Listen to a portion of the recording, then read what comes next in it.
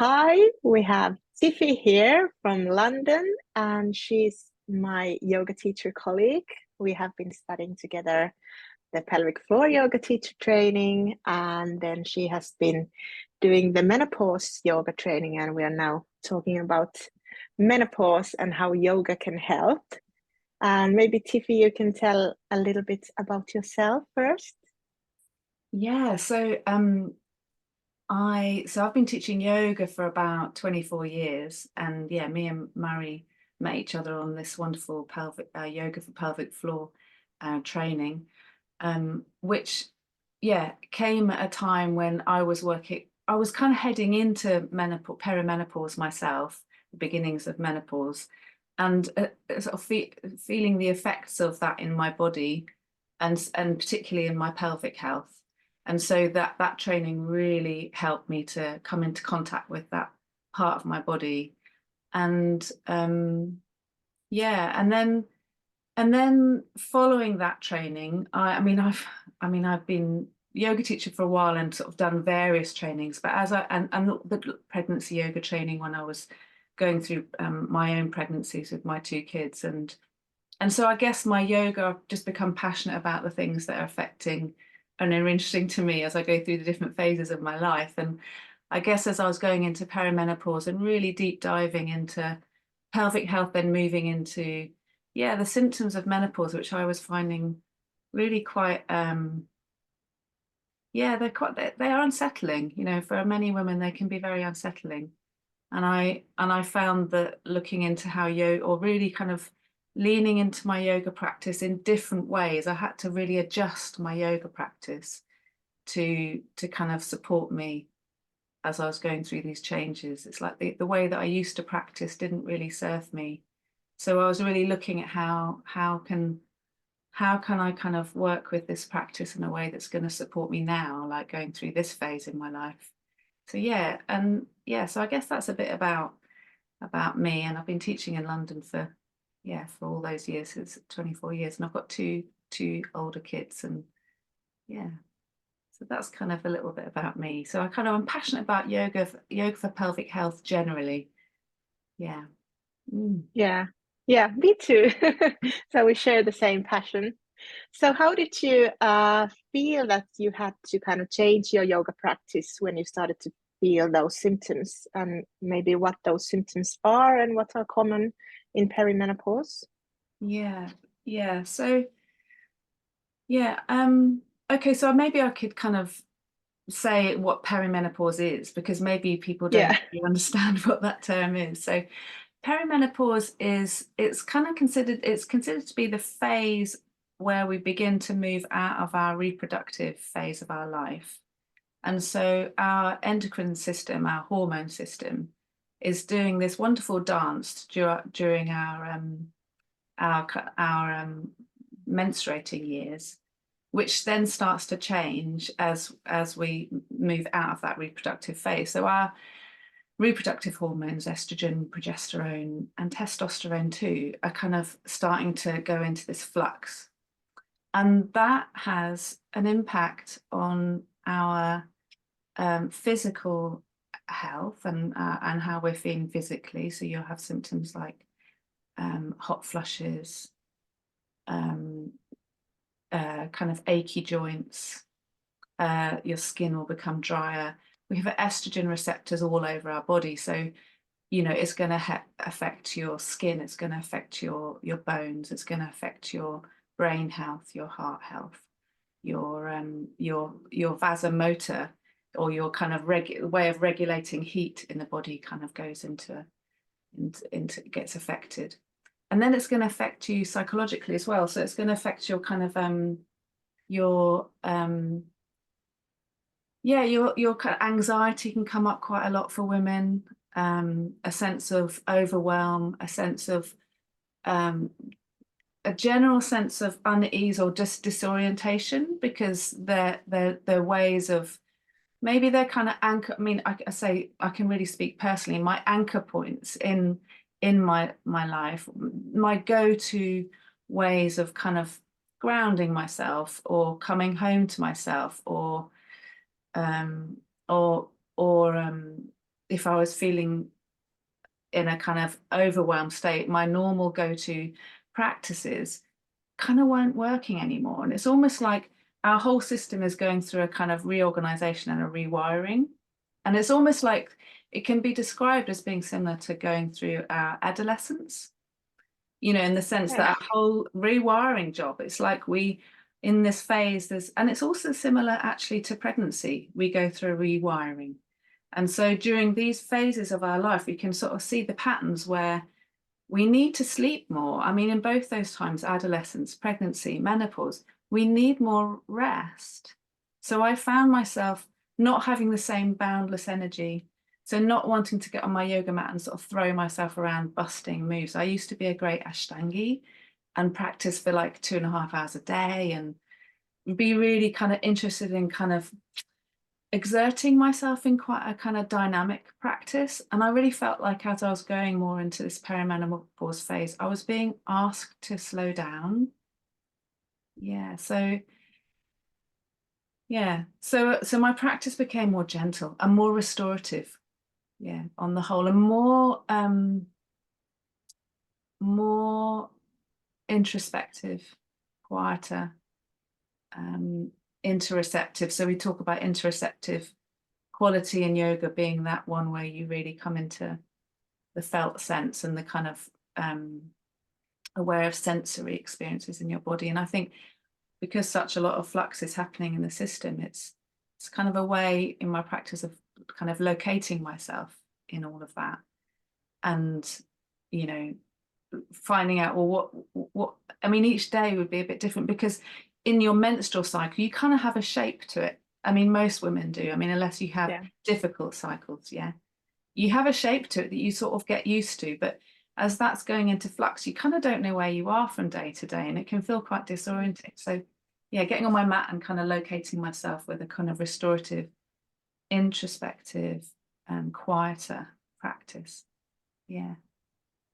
So Yeah, sounds good. And then you can kind of, when you kind of take that rest and start to listen to your body, you can kind of start to know it again, because it's changing and you have to kind of know your body in order to kind of be in your body. So it's really good to listen to your body's new kind of messages. Yeah, and I sort of see lots of parallels to what we learn in kind of yoga for pelvic floor, really. It's that kind of when we come into contact with our pelvis and our pelvic floor, it involves for many women a real kind of fine tuning of their awareness and perception of that part of their body that they've not really been very aware of, or maybe kind of for whatever reason, you know, trauma or whatever reason, or shame, culturally we're not taught to really speak about that part of the body, or share our experience of that part of the body. So we kind of have this sort of feeling of shutting it away and being a bit removed from it. And it's a similar thing to menopause, because it's not I mean, recently we talk about it more. I don't know what it's like in Finland, but you know, in this country, and we're noticing in the West, we're talking about menopause more. It's becoming more something that we can be more open about.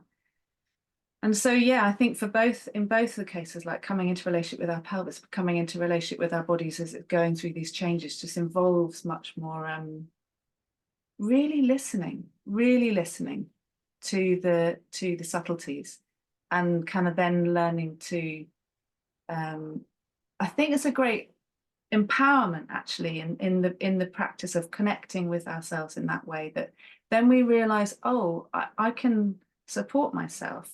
Actually, I don't need to be fixed by I mean, yeah, you know, HRT and support like that can be really, really helpful, and for certain women it really, really is a great support. But it's also important to have this sense of empowerment that there's a lot that we can do to support ourselves, you know. And when we learn simple techniques and tips that to help ourselves, we can feel more empowered then, can't we? Yeah. Oh, that sounds really good and hopeful, because For me, I'm 44 now, and I don't have any symptoms yet, but I know that perimenopause and menopause are coming to all women. But it sounds to me quite scary when you said that it affects your bones and everything and heart, and so I feel quite scared that, oh my God, I'm going to get ill or something. So it's quite Yeah. scary. So how could yoga help to kind of soothe your nervous system also? Because Yeah. like you said, it could be also in Finland, we have also been, there has been a lot of more kind of talking about menopause, Mm. but it still has some kind of shame and taboo that, yeah, you're getting old, and Mm. it can be quite a journey for a woman to go through. Yeah. Yeah. I mean, I think the first thing is this kind of reminder that it's natural. You know, we it's not a bad design. There's actually some benefits, you know, to going through this phase of our life. Because I hear you. It is like we hear a lot about the horror stories. You know, we hear a lot about, oh, the insomnia is awful and the hot flushes are terrible, and they can be. They can be really debilitating and really affect women's lives. But also, it can be a great opportunity. I think this kind of phase in our lives to, you know, like we were speaking back earlier about this opportunity to get to know ourselves better. I suppose that is one thing. And if you know, I know that you're very grounded in your practice. That's going to support you as you move through menopause. You've got that connection with yourself already. So I think that's a great support for us when we move um, through this phase. And I also think it's just good to recognize, you know, and to name the fact that the reason there is a lot of fear around going through this phase in our life is because culturally we're taught by the messaging, we're marinated, if you like, in culture which is quite you know, doesn't really value or what's the word I'm looking for, dignify old age. And Yeah, actually, you know, you know, if you look to other cultures, for example, you can find examples where, you know, women going through that stage in their life, similarly to women going through pregnancy and going into motherhood, are honoured and really cared for, and create, you know, the support network around them, create space for them to be able to move through that phase in a dignified way. And there's great wisdom and great kind of value of the matriarch of elder women, the wisdom of elders, and why can't we celebrate that? You know, that you know they have great wisdom. They have a whole life's worth of life and they have wisdom that they can share. Um, and I think that they've kind of they arrive, you know, if we do the inner work and we take the care of ourselves. My hope, I mean, I speak personally, my hope is, and it's a work in progress really, but my hope is that I can then really grow into myself in a way that I can really have a lot to offer in my, what we call second spring, your kind of post-menopause phase of your life.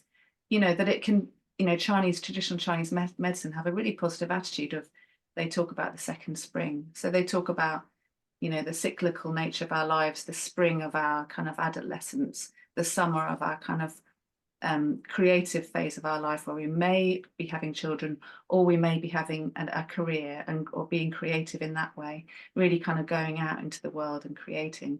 And then we have the autumn, which is perimenopause, which is a quieter, more introspective, restful, letting go, real editing of our lives, of getting rid of the stuff we don't need anymore, really making way for this post-menopausal phase. And then the winter is the deep menopause. And then the second spring is like this next chapter of our lives that we can look forward to. You know, I think, you know, it really can be reframed more positively. That's yeah, my hope anyway, because I'm still in it. And that's kind of, I'm listening to the kind of wiser older women who say that. And I think I have a big sigh in my system and go, oh, that sounds so beautiful. hmm. Yeah, I love that second spring. Yeah. Yeah. Yeah. And in terms of like on your mat, I mean, you know, as you go through the perimenopause phase, and rest is important, restorative yoga is important. So I think a lot of supported postures, and my go-to posture, I don't know about you, but one of my favorites is Viparita Karani, or legs up the wall. Oh, I mean, I Yeah. do that I every love day. it. It calls to me every day, that pose, Yeah. particularly now. And so, yeah, legs up the wall. And for pelvic health, it could be really helpful perhaps to lift your pelvis up if on days that feels good for you. Put maybe an eye pillow over your eyes. That can really help to encourage that kind of interoceptive, that quieter quality, and allows also the kind of external stimulus, which I think it can sort of just quieten the external stimulus so you can really settle into yourself. Just kind of that just made me think the external stimulus is definitely, during our perimenopause phase, can be quite aggravating for our system. So just simplifying your life, simple poses, simple things that just quieten all that external stimulus, which, you know, you might think of as kind of adding stress into your system. Your system's already doing a lot, you know, in reorganizing itself and recalibrating it hormonally and everything. So when you add stress to it, you know, we're all stressed, aren't we? We're all kind of Yeah. juggling a lot, and we're maybe also at that phase in your life in perimenopause where we might be at the height of our careers. We might be still looking after younger children, or maybe even looking after elderly parents. And there's a lot of responsibility we've accumulated at that point in our life. There's a lot of stress on us, you know, externally. So it's really kind of, I guess, on the yoga mat, going for simple things. So yeah, Viparita Karani, supported back bends, also really nice. So really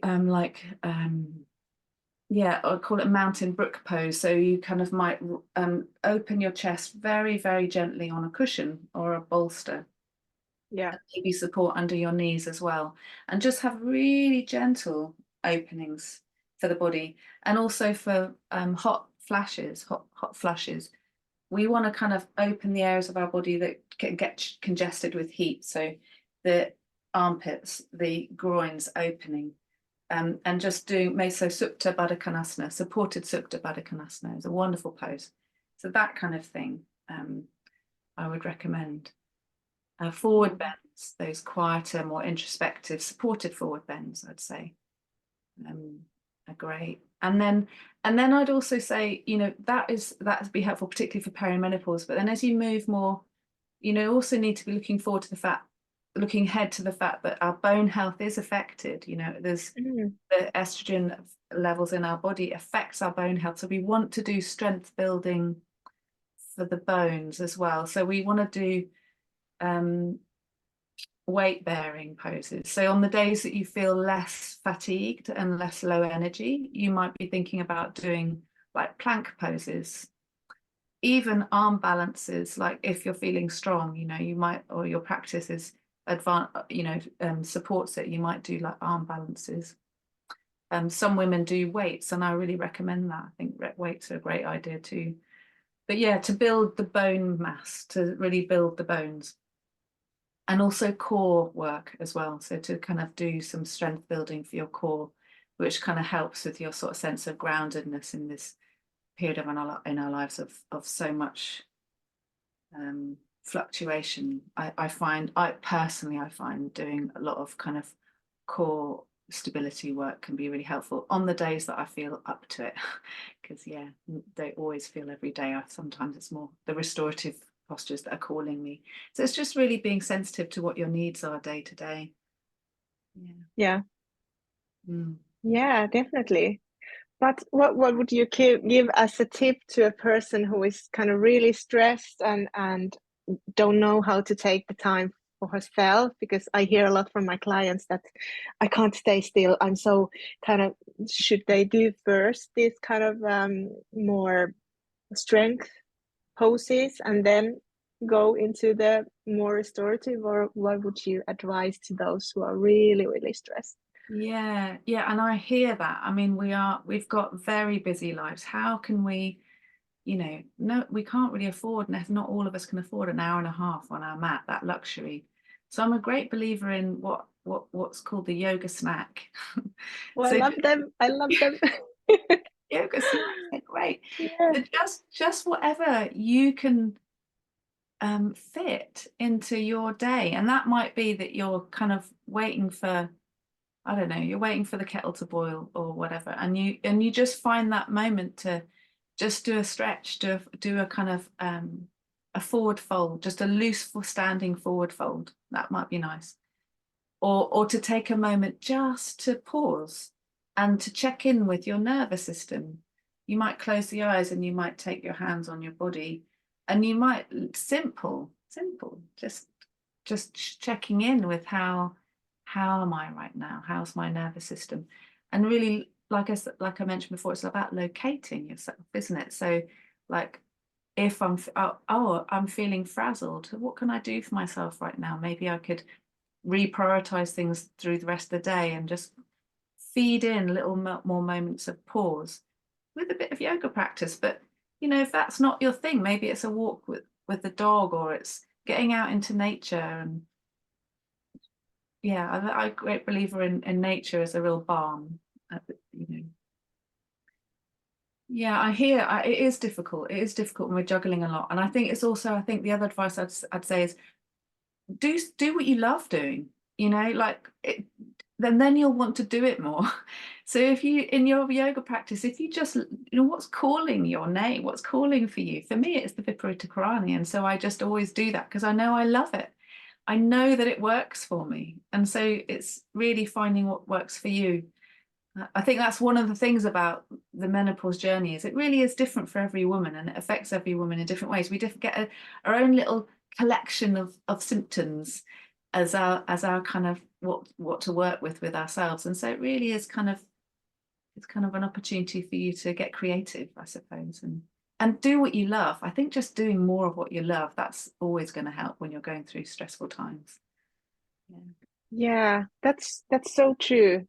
Because we forget about it when we are really kind of just doing and stressing and we're in that mode, and we kind of forget that we could do something that would be nice, and we just maybe scroll the phone or just stay on the sofa and watch Netflix. And we are kind of, I think that me myself also, that we are kind of resisting that. Hey, I know this yoga practice would be good, but I'm just scrolling. So Yeah. it's difficult to kind of get out of the It is, but stress. then I also sort of feel like we can be reassured that the small moments that we can open up in our lives, in our day, like in amongst all the goings on of our day, there's little moments that we can tune into ourselves or do something of self-care value for ourselves.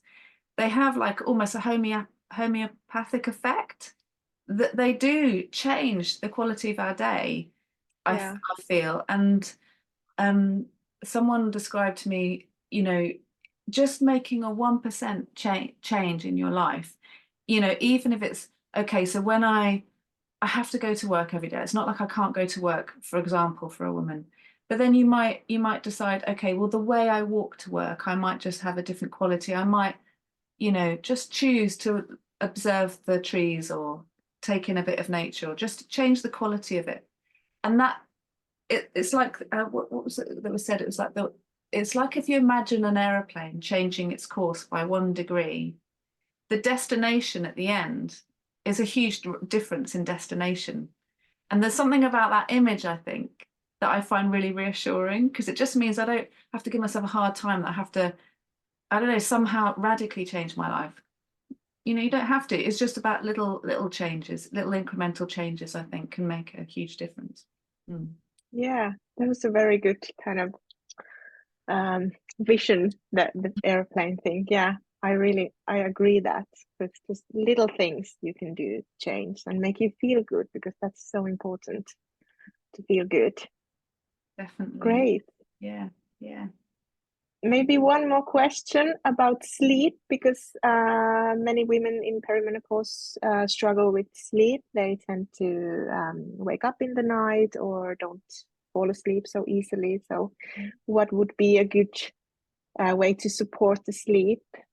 Yeah, sleep is, menopause insomnia is huge, and that's, you know, if it's not hot flashes that are waking us up and then we can't get back to sleep, or it's like, you know, and then anxiety starts to kind of come in, our brain starts worrying. It's a familiar thing, isn't it? That kind of, and it can get into quite a pattern for some women during perimenopause.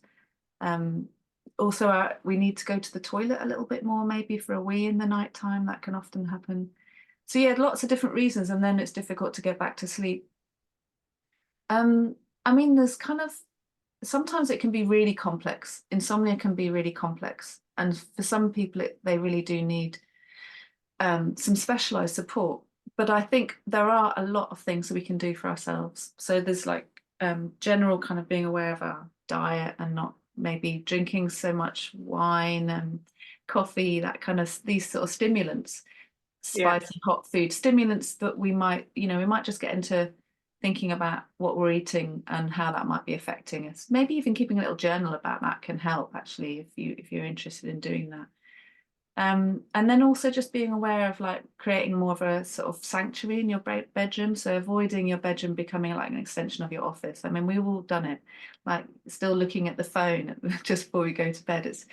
It's generally not a good idea. You want to kind of invite that rest and digest mode as we move towards bedtime. So I know many women talk about like putting their phone away for the last hour or so before they go to bed, and maybe just doing really gentle, trying to wind their day down quite consciously, and putting things in their room in their bedroom that make them feel more conducive to sleeping. Yeah, and I think also just feeding back into the yoga practice, like the more restorative practice you are familiar with doing and get into a relationship with doing, the more you're training your nervous system to go into that rest and digest mode, so that you know what that feels like. You have that as a sort of anchor point, so that you're not so kind of frazzled all the time, but you have that relationship of knowing that you can take yourself down into something more quieter, more gentle, and you know what that feels like in your system. And then you can perhaps, if you need to, you could be doing some like Nadi Shodhana, some gentle breathing practice, might be alternate nostril breathing, or even some simple Ujjayi ocean breathing, just gentle breathing into the belly, for example, when you're lying on your back before you go to sleep, can really help. And in the middle of the night, if you wake up, you might just, you know, change your bed covers if they're too hot, adjust your bed covers, maybe open a window if you can, and just kind of make sure you're looking after yourself in that way of like, what does my body need in terms of temperature? Sometimes just flinging your leg out and opening your hip a bit, just to get, again, it's that these heat areas that in the groins and in the armpits, that if we just open them a little bit, that can cool the body down and help. Yeah, there's lots we can do, but it sometimes is a case of kind of trying something out, and then it might work for a while, and then you kind of think, oh, then you have to sort of like renegotiate and find something else that works for you for a while. So it can be quite a little bit, can be tricky, but it's just, again, it's an opportunity to really look after yourself and prioritize yourself at this time. Yeah. Great tips. Thank you, Tiffy.